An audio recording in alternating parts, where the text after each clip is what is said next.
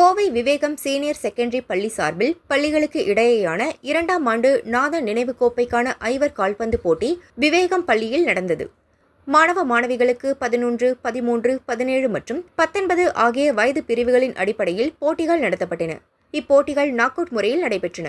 11 வயது பிரிவு மாணவர் இறுதிப் போட்டியில் GRT பள்ளி 4-3 என்ற கோல் கணக்கில் விவேகம் பள்ளி அணியை வீழ்த்தியது.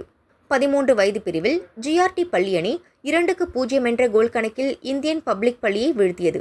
17 வயது பிரிவில் ராகவேந்திரா பள்ளி அணி 3-0 என்ற கோல் கணக்கில் CS அகாடமி அணியை வீழ்த்தியது.